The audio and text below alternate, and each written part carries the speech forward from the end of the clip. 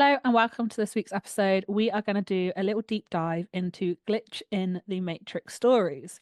You might be wondering what glitch in the Matrix stories are if you've never heard of it before, so here is a quick explanation. Glitch in the Matrix stories are strange experiences people have that feel like reality isn't working the way it normally should. These stories often describe moments where things seem out of place, as if there is a glitch in the world, like a computer program. Examples include seeing the same person or event twice in a short time, objects disappearing and reappearing in strange ways, or experiencing time oddly. People share these stories because they feel like they've witnessed something mysterious or unexplainable, as if the fabric of reality has momentarily broken down. Now I'm going to hand you over to Jess, and she's going to give you our first glitch in the Matrix story. Hi everyone. So this week, like Hannah's just said, we are doing Glitch in the Matrix, and this is from r/Glitch in the Matrix on Reddit. So the first story this week is someone switched my shirt. I have a favorite concert t-shirt. I got it at a USS concert, their last show after announcing their split up. I used to wear this all the time until I got bleach on it, right at the bottom, most likely from leaning against the sink doing dishes. I haven't wore it in a while because of the bleach stain. I decided today I'm going to wear it. It's just a streak of orange/pink along the bottom of the black shirt, so it's no biggie. I am holding it in my hand right now, and there is no bleach stain. How does a bleach stain just disappear? I've read posts on this sub about clothing changing, getting swapped, but what's the explanation? How do I know if and when I jump timelines? Like in my mind, I'm just here like your partner ruined your top, didn't know that you had bleach on it already, and quickly found your replacement off like eBay. I mean, they say they did it when they were potentially washing the dishes. Now, the reason I picked this is because like one of my favorite t-shirts, Game of Thrones t-shirt, has a literal bleach stain in the exact same spot, but mine unfortunately still has a bleach stain. Please take my No, t-shirt. no glitch in the Matrix for me, but I just read this one out because I have heard of other stories like duplicating clothing. You know, like people having one and then all of a sudden having two of the same I've t. I've heard that one, yeah. But what I mean with the partner is like he didn't know that there was already a bleach stain on it, and he accidentally or she accidentally messed it up even more and was like, "Oh crap, they really love this t-shirt. I need I need Yeah, to well, get that one." that's a good partner if they did. Then some of the comments, bring me to your timeline because this timeline took my favorite Lacuna Coil shirt and I want it back. I had a specific pair of pants I only had one of. Open the dryer, put clothes in the basket and go to fold, and there's two pairs of them. Never did I figure it out. So weird. And then OP says, yes, I hear this a lot as well. Duplicate articles of clothing. It means you are missing those pants in another timeline and couldn't figure out where they went. So basically, if we are talking about different timelines, you've switched shirts and now you in the other timeline has got the bleach shirt and she's pissed about it. So that was just short and sweet to get us started. Story two. Today, my husband and I became invisible to each other. It was supposed to be just any other ordinary day. I was heading over to my mother-in-law's apartment to pick up my husband and our kids. She lives on the third floor of an old building with an old, wide staircase winding its way up. No elevator, no other way out. I rang the doorbell from the hallway, expecting my husband to come down. He was still upstairs with the kids, so I headed up to meet him. One staircase between us, one. But somehow, we never crossed paths. When I got to the third floor, the door was already open. My toddler was there standing with my mother-in-law. We exchanged a few pleasantries, and I waited for my husband to come down. But to my surprise, my mother-in-law casually mentioned that he had already left with our other toddler. I froze. He left? How could he have left without passing me? There's only one staircase. Trying to shake off the weird feeling crawling up my spine, I went back downstairs, and that's when I saw him standing by the car as if nothing had happened. I couldn't hold back my confusion. How did he get here without passing me? The look on his face when he responded sent chills down my spine. He was just as bewildered as I was. I was still upstairs when you rang the doorbell, he said with his voice unsteady.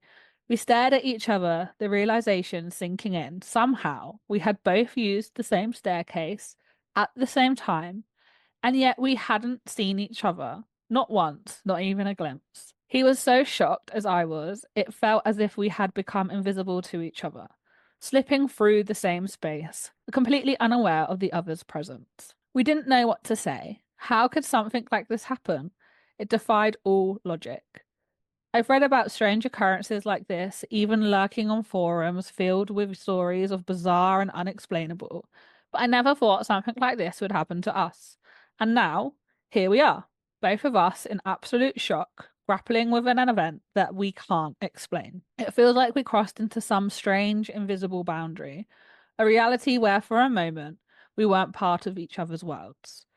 There's an edit. It says, I should add that I was talking and laughing on the phone whilst walking upstairs, and my partner told me that he heard me talking to his mum near the exit door. That one just it gave me chills because I'm like, how the F does that happen? So he got from the edit at the end, he as he got down to the bottom of the stairs near the exit, he heard his partner talking to his mum at the top of the stairs, Yeah. the same staircase that they just passed. And he didn't hear her talking on the phone. No, that is that's definitely a glitch or a dimension shift or a veil dropping over. Have you ever seen it in movies where you're like there but no one can see you, no one can hear you, and it's like you're in the same space but not in the same space? I can't even think of a movie where it is, but there's probably loads of them. So this was only posted 15 days ago. A couple comments on here as well. So it says, I have had something similar. I was on my way to meet my mum. There was only one road where we both were walking and talking on the phone, telling each other where we were, yet we never met. When I said, Mum, I'm here, she told me she already walked past this. Broad daylight, my mum had deep red hair, so it was not easy to miss. Almost no people on the path. Mum was terrified, and when we met, she hugged me extra tight because she was afraid we would never see each other. It's creepy. I wish I'd saved the link, but there was a TikTok video as well that was very similar to this. And I'm pretty sure they were in New Orleans and they'd parked the car somewhere, gone out like to bars and shops and whatever, and they couldn't get back to their car. They ended up walking continuously in the same square over and over again, and they couldn't figure it out why. They could see where they'd parked the car, but the car wasn't there. So they said they kept walking around, like getting more and more freaked out. And then they seen some like black shadow. So they crossed the road to walk away from the black shadow. And then as they turned the corner, the car was there. And I'm like, oh, it just gives me the heebie-jeebies, man. I actually believe the stuff that I read. Not everything that I read on the internet, but some people are just like, some things are just hard not to believe, right? It's like this. Why would somebody say this if it didn't actually happen? So this is an interesting comment. I feel that liminal spaces and the transitory nature of stairs, elevators, etc., may have something to do with the higher frequency of glitches. We might see ourselves taking the stairs/elevator, but on a higher plane, we're passing through a portal of sorts. Perhaps this is why so many of us rarely/never see neighbors bringing in the groceries, yet sometimes we're able to interact on that plane. Could it be something to do with being observed simultaneously by entities we cannot see? And so a shared reality is experienced by two or more people, something to do with a collective consciousness that is maintained only at certain times. Definitely intriguing to think about. 100%. 100%. There's too many people having experiences like this for it to be like not real and coincidental. I'm not quite sure that we live in a simulation, but I do see some stuff that kind of makes you go, are we? It's been scientifically proven. Well, because it's all energy, isn't it? It It's is, all energy and frequency. And another thing that I heard the other day is like basically all doorways are portals. and windows So, and mirrors. But no, it has actually been scientifically proven about the whole simulation thing. okay. It's pretty wild when you like dive into it. But obviously it's such an out there thing that people still choose not to acknowledge it. Okay.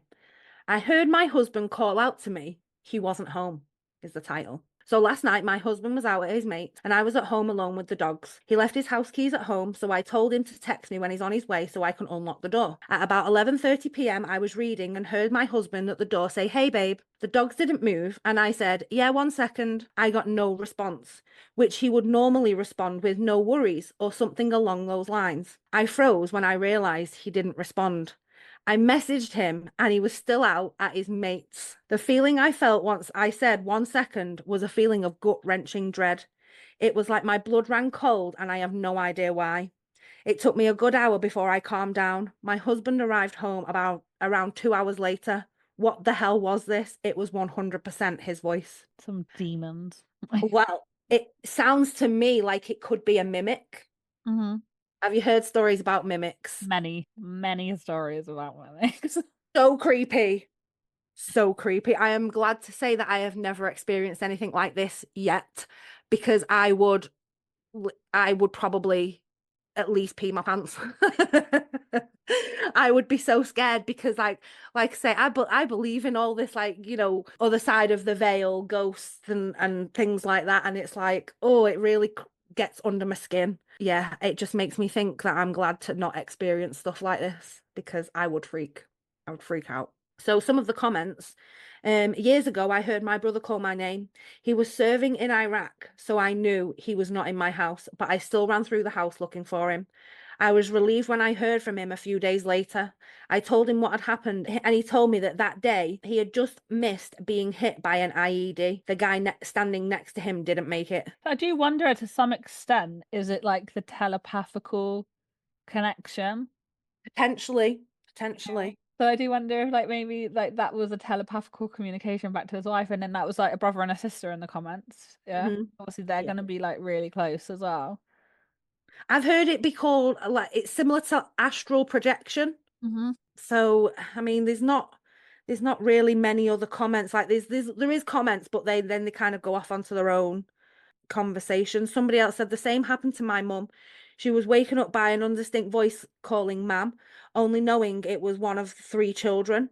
At the time, she was being assaulted by a gang, but they didn't kill me, but they might have easily done so. Damn. And then it's just stories of more people having similar experiences. If you want to see more of this, it's r/glitch in the matrix. I have had one kind of spooky experience that did jar me a little, but I'm sure I've talked about it in one of our older videos, but it's not a topic for this week anyway, so I'll just leave that there. So the next glitch in the Matrix stories is my toddler fell forward onto the open oven door whilst I was baking and landed several feet away completely fine. I don't think I've shared this story here, but this is why I joined the subreddit. And my daughter is 21 now. This happened when she was maybe 2.5 years old. I was in the kitchen, which was wide open to the living room. Husband was sitting on the couch watching TV, half asleep. Daughter's toddling around. I opened the oven door to check on the food and turned to get a pot holder out of the nearby drawer. When I turned back, my daughter was almost to me and suddenly fell forwards with her hands out, shrieking, "Oh God, help!" to my husband. And in that instant, images flashed through my mind of her landing on it, burning herself horrifically,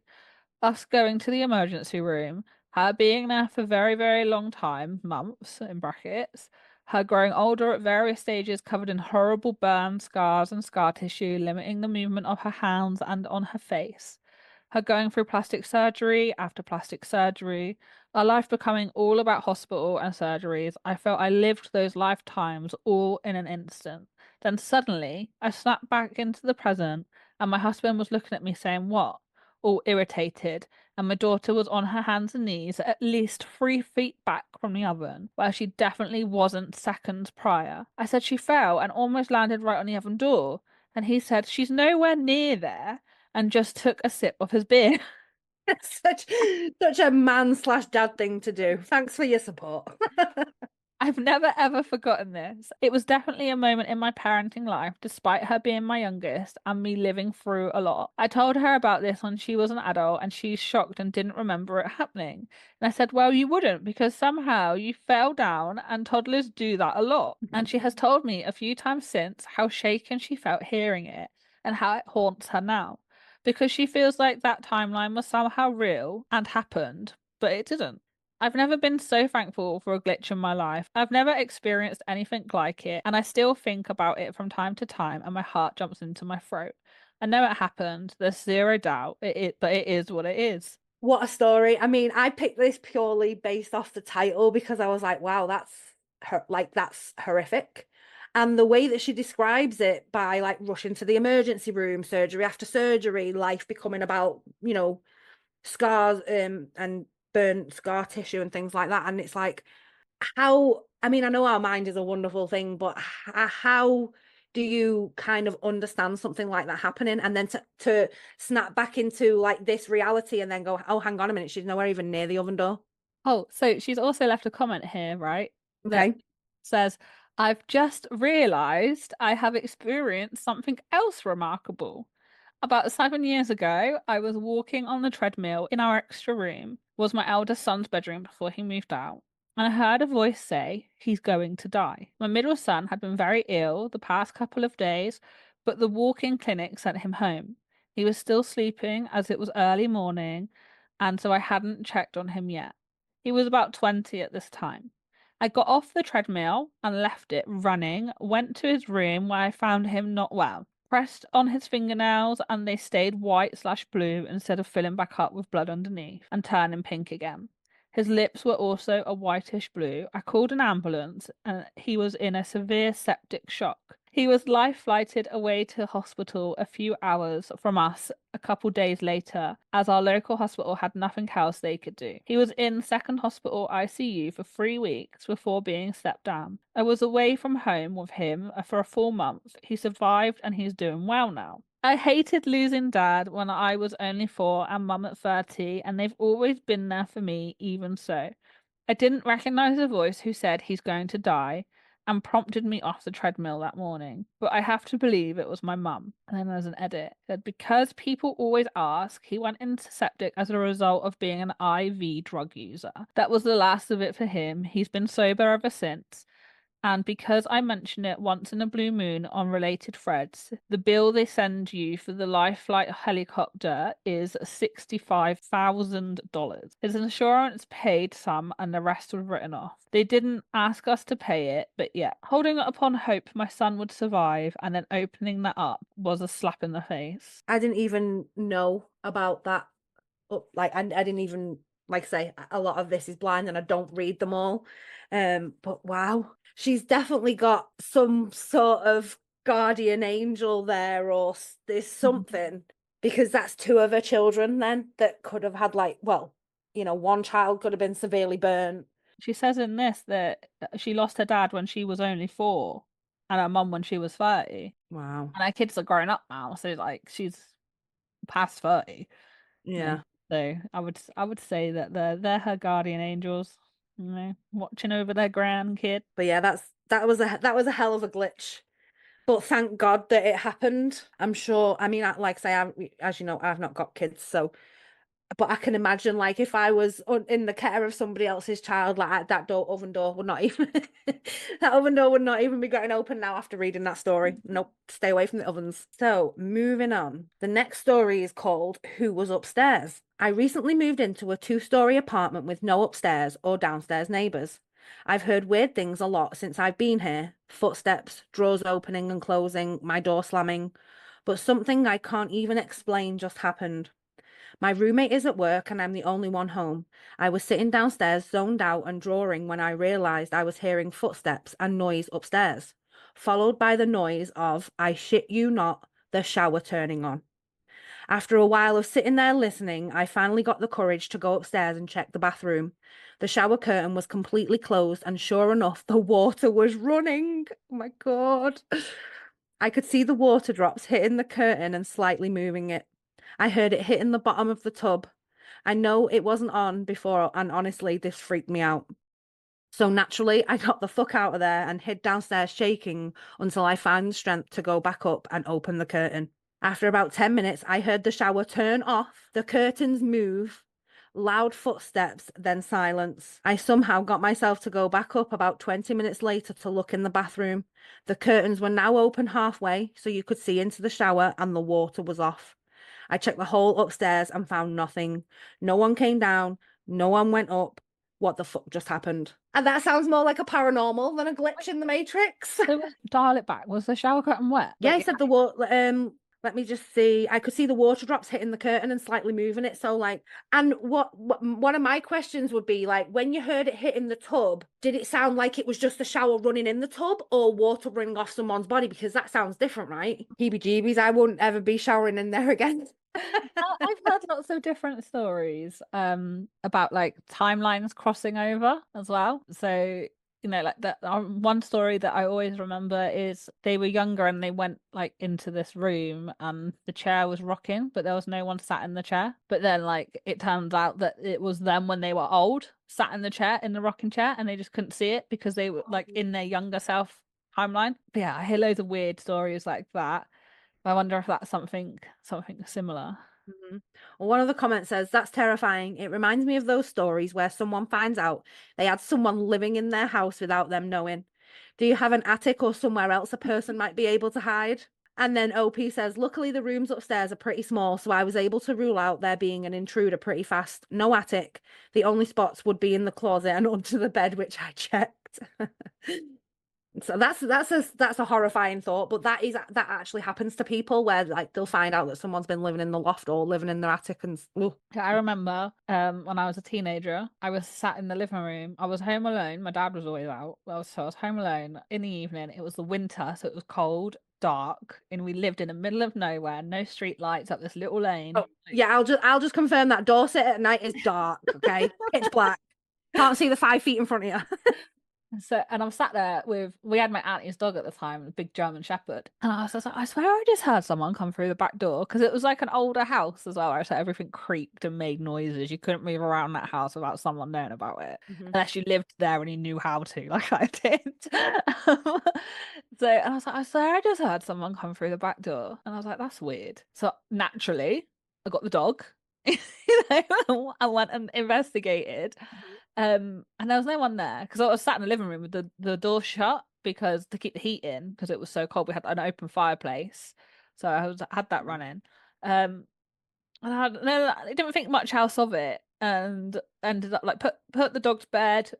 Went to bed myself, and I'd been in bed for about like 3 minutes, like if that. And I did like check the rooms upstairs as well. Just like had like little peek round into I didn't like look under the beds and behind the curtains and stuff because I was probably like a 13, 14-year-old teenager Yeah. girl that was petrified myself. I mean, adult me is like quaking at the thought. I get into bed and I've been there for like 3 minutes, if that. And I hear someone run down the stairs and the front door open and slam so hard that the whole house shakes. You know, when someone bangs that front door so So hard. someone come in your house. Yeah, someone was in the house, and then like I was good friends with my neighbor. He was only like 2 years older than me, so I'm going, Paul, someone's just been in my house, like, and they knew that I was home alone as well. So him and his dad like got the torch out and like started like looking about and stuff. But it was quite a regular occurrence where we lived for people to be snooping around and stuff because my dad had a garage on the side of the house where he would be doing work on cars and stuff, and he'd like expensive tools, welding equipment, The and audacity of people yeah. to come Like into your house. in I'm the shocked. How house. did I not know that story? In the Oh, hell house. no. So, but going into the garage outside, like that's invading enough. But coming into the But house, did the dog alert? Did the dog like no, no, because there was people in and out of our house all the time, I was gonna right? say maybe it was someone that the dog's familiar with then. Potentially, yeah. Like there was always a lot of people at my dad's house hanging about. He'd have like barbecues and parties, and like just have there was visitors every single day, so it's not And unusual. that's another like not obviously calling out anyone that your dad might know. I'm not doing that, but like that would make sense as to how they would know where to go in the house to not like disturb you or alert you in any way. That's creepy, man. That's Yeah, creepy. so creepy, isn't it? That's So, like that's kind of worse than a that's in a sense worse than a ghost story. oh yeah, I know. It sticks with me that one. I am not surprised. You like think about it in another timeline.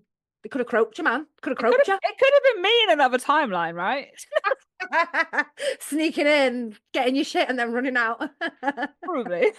Could have been. Could have been. Okay, so the next story, the title is My Glitch in the Matrix from 30 years ago. Glitches in the Matrix are not new things. I'm going to tell you about it either happened in 1994 or 1995, and I can look that up. I was at the Brunel University and we were part of the student radio station and we traveled to Hull University because they were holding the student radio station conference that year. We had a great night there, and I can tell you who was with me that night. We had Dave, Adrian, Ian, Emma, John, and myself. And Adrian was driving us in a minibus. It's a 200-mile journey from Brunel University to Hull University.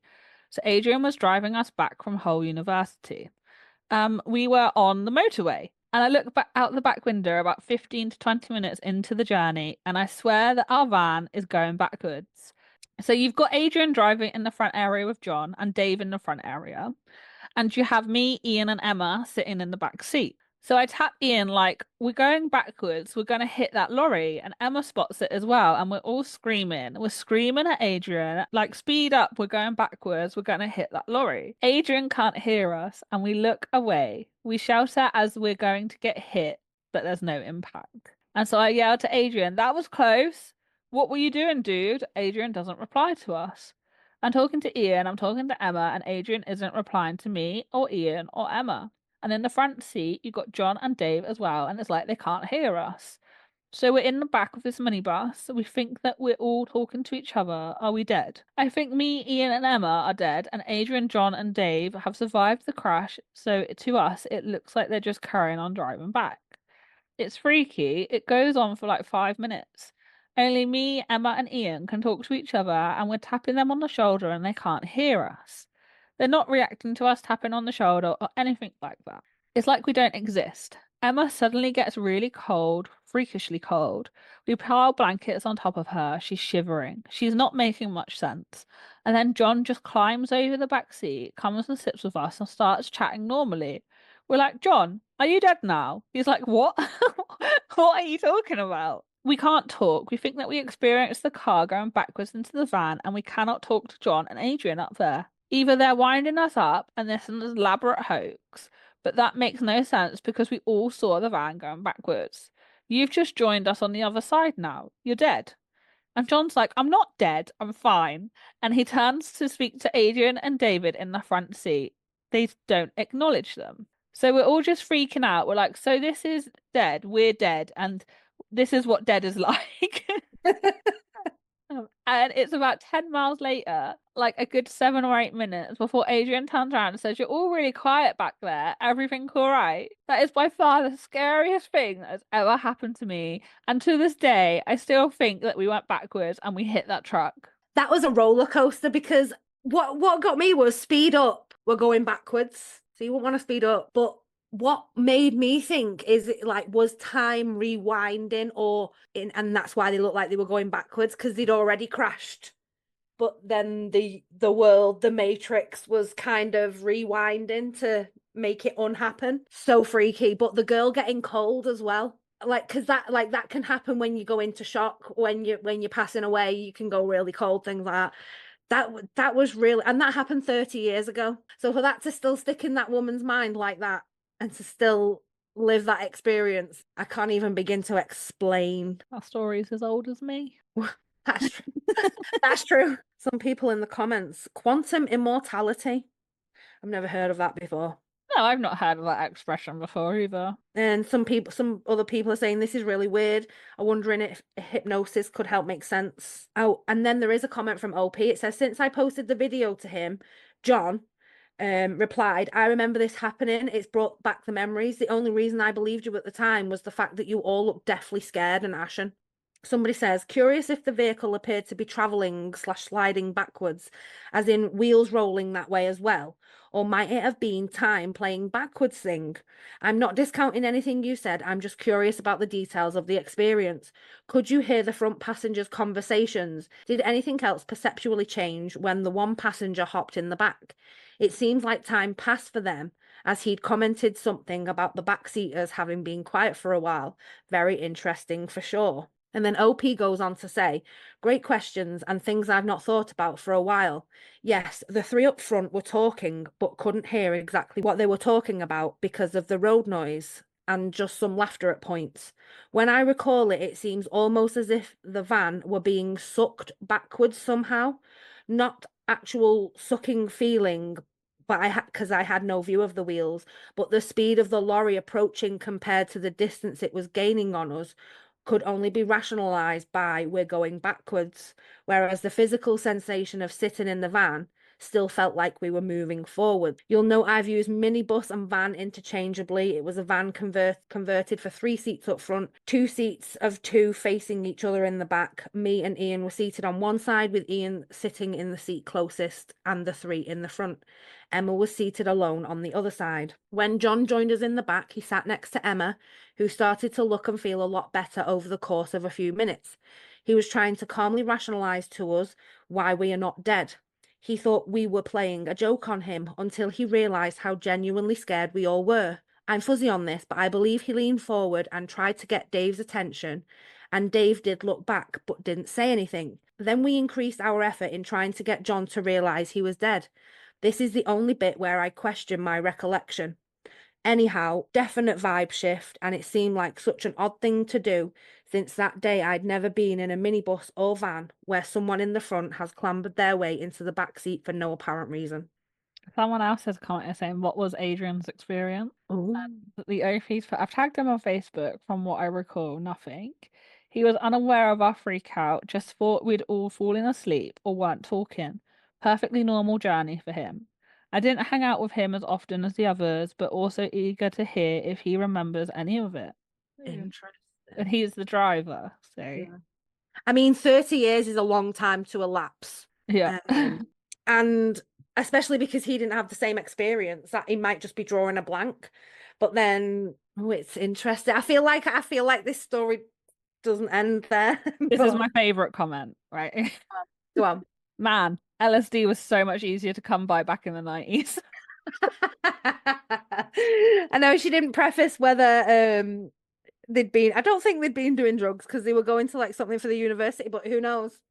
Who knows? The 90s were wild, man. The 90s were wild. There is a TikTok video for this story, and if we remember, we'll try and put it in the description box of the video, because we've just read the transcript from it. So someone else has just gone, this just sounds like sleep deprivation. I mean, it's a wild story. Who knows? LSD, sleep deprivation, Maybe both. alternate universe, time rewinding. Who knows? If you've got any ideas, pop them in the comments and let us know. Let us know what you think of that story. So, last story for today, we are going to finish off. This is from the r/glitch in the matrix thread, but the title is I Spoke to a Ghost Today. So the story goes, while walking through International Peace Gardens in Glendale, Utah, I noticed an elderly couple sitting on a bench facing away from me. As I walked around, I saw the sweet little lady get up and walk around some bushes by the path I was on. She passed me and said hi. I said hello back. As I walked around the bushes, the little old Hispanic man was still talking.